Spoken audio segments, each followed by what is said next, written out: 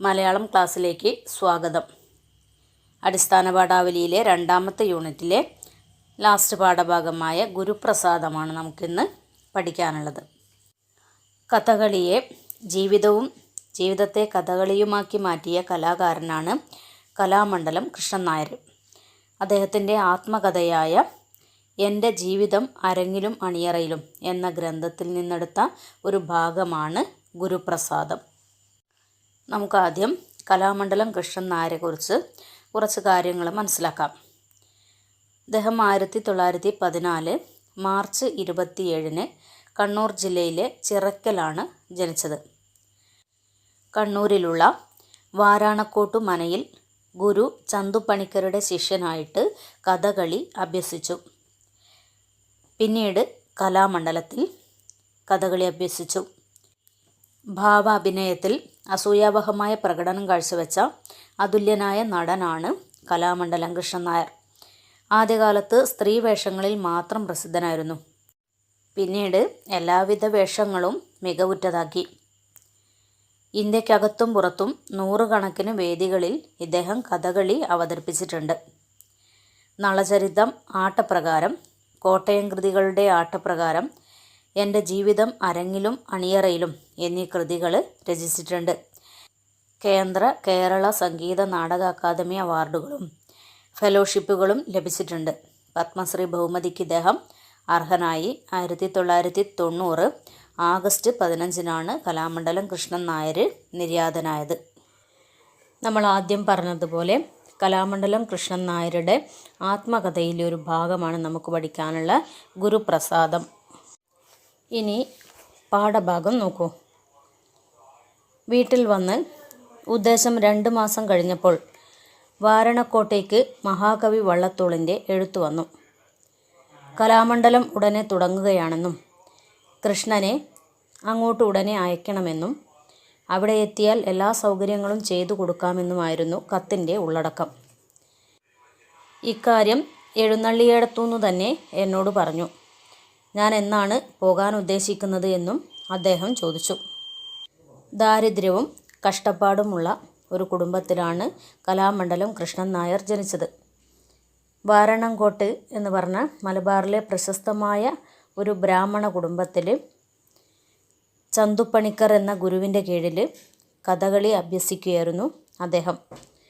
വാരണക്കോട്ട് മനയിൽ നിന്നും അദ്ദേഹം വീട്ടിൽ വന്ന് ഒരു 2 മാസം കഴിഞ്ഞപ്പോൾ മഹാകവി വള്ളത്തോളിൻ്റെ ഒരെഴുത്ത് വാരണക്കോട്ടേക്ക് വരികയാണ്. കലാമണ്ഡലം, അതായത് തൃശ്ശൂർ ജില്ലയിലെ ചെറുതുരുത്തിയിൽ കലാമണ്ഡലം ഉടനെ തുടങ്ങുകയാണെന്നും കൃഷ്ണനെ അങ്ങോട്ടുടനെ അയക്കണമെന്നും അവിടെ എത്തിയാൽ എല്ലാ സൗകര്യങ്ങളും ചെയ്തു കൊടുക്കാമെന്നുമായിരുന്നു കത്തിലെ ഉള്ളടക്കം.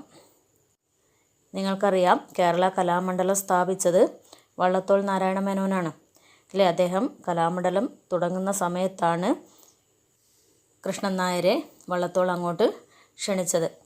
കഥകളി തുടർന്ന് അഭ്യസിക്കുന്നതിന് വേണ്ടിയാണ് അദ്ദേഹത്തോട് വരാൻ പറയുന്നത്. ഇത് കൃഷ്ണൻ നായരെ അറിയിച്ചത് ആരാണ്? ആ വാരണക്കോട്ട് മനയിലെ കാരണവരാണ്. അദ്ദേഹം എന്തു പറഞ്ഞു? ഇങ്ങനെയൊരു കത്ത് വന്നിട്ടുണ്ട് എന്ന് പറഞ്ഞു. മാത്രമല്ല, എന്നാണ് കൃഷ്ണൻ നായർ അങ്ങോട്ട് പോകാൻ ഉദ്ദേശിക്കുന്നതെന്നും അദ്ദേഹം ചോദിക്കുന്നു. കൽപ്പന പോലെ എന്നു വേണമെങ്കിലും പോകാം. ഞാൻ പറഞ്ഞു, എന്നാൽ 2 ദിവസം കഴിഞ്ഞാൽ പോകണം. റാൻ, നീ പോയി വേണ്ട പോലെ പഠിച്ച് നല്ല നിലയിലായി കാണാൻ ഞങ്ങളെല്ലാവരും ആഗ്രഹിക്കുന്നു. എല്ലാം അവിടുത്തെ അനുഗ്രഹം പോലെ. നീ ഈ വിവരം ചന്തുപണിക്കരോട് പറഞ്ഞോ?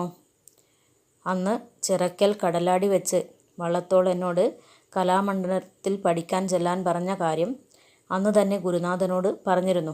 പിന്നെ അദ്ദേഹത്തെ കാണുവാൻ കഴിഞ്ഞില്ല. എങ്കിൽ വീട്ടിൽ ചെന്ന് ചന്തുവിനോട് പറഞ്ഞിട്ട് വേണം പോകാൻ. റാൻ, എന്നാണ് പോകുന്നതെന്ന് മനയിലെ കാരണവർ ചോദിച്ചപ്പോൾ കൽപ്പന പോലെ എന്ന് വേണമെങ്കിലും പോകാമെന്നാണ് കൃഷ്ണൻ നായർ പറയുന്നത്. അതായത് എന്നാണോ അങ്ങ് പറയുന്നത് അന്ന് ഞാൻ പോകാമെന്ന് ആ കാരണവരോട് പറയുന്നു. അപ്പോൾ അദ്ദേഹം പറയാണ്, 2 ദിവസം കഴിഞ്ഞാൽ നീ കലാമണ്ഡലത്തിലേക്ക് പോകണം. അതിന് മറുപടിയായിട്ട് റാൻ എന്ന് പറയുന്നു. റാൻ എന്ന് പറഞ്ഞാൽ സമ്മതം മൂളലാണ്, സമ്മതം അറിയിക്കലാണ്. നമ്മൾ സമ്മതം എന്ന് പറയില്ലേ, അതാണ് റാൻ എന്ന് പറഞ്ഞാൽ അർത്ഥം. നീ പോയി വേണ്ട പോലെ പഠിച്ച് നല്ല നിലയിലായി കാണാൻ ഞങ്ങളെല്ലാവരും ആഗ്രഹിക്കുന്നു. അപ്പോൾ അദ്ദേഹം പറയാണ്, ഞങ്ങളെല്ലാവരും ആഗ്രഹിക്കുന്നത് നീ പഠിച്ച് നല്ല നിലയിലായിട്ട് കാണാനാണ്, അവിടുത്തെ അനുഗ്രഹം പോലെ എന്ന് കൃഷ്ണൻ നായർ മറുപടി പറയുന്നു. പിന്നീട് അദ്ദേഹം ചോദിക്കുന്നത് ഗുരുവായ ചന്തുപണിക്കരോട് ഈ കാര്യം പറഞ്ഞോ എന്നാണ്. വള്ളത്തോൾ കലാമണ്ഡലത്തിൽ പഠിക്കാൻ ചെല്ലാൻ പറഞ്ഞ കാര്യം ചിറക്കൽ കടലാടി വെച്ച് ഗുരുനാഥനോട് പറഞ്ഞിരുന്നു എന്നും പിന്നെ അദ്ദേഹത്തെ കാണാൻ കഴിഞ്ഞില്ലെന്നുമാണ് കൃഷ്ണൻ നായർ അതിന് മറുപടിയായിട്ട് പറയുന്നത്. എന്നാൽ അദ്ദേഹത്തെ വീട്ടിൽ ചെന്ന്, അതായത് ഗുരുനാഥനായ ചന്തുപണിക്കരെ വീട്ടിൽ ചെന്ന് കണ്ട് പറഞ്ഞിട്ട് വേണം നീ പോകാനെന്ന് അദ്ദേഹം അപ്പോൾ പറയുന്നു. അതിനും അദ്ദേഹം മറുപടിയായിട്ട് റാൻ സമ്മതം എന്ന് പറയുന്നു. ഞാൻ ഇതിനു മുമ്പ് ഒരു പ്രാവശ്യം ഗുരുനാഥൻ്റെ വീട്ടിൽ പോയിട്ടുണ്ട്. ഓലമേഞ്ഞ ഒരു ചെറിയ വീടാണ്. തൃക്കരിപ്പൂർ റെയിൽവേ സ്റ്റേഷൻ്റെ അടുത്താണ്.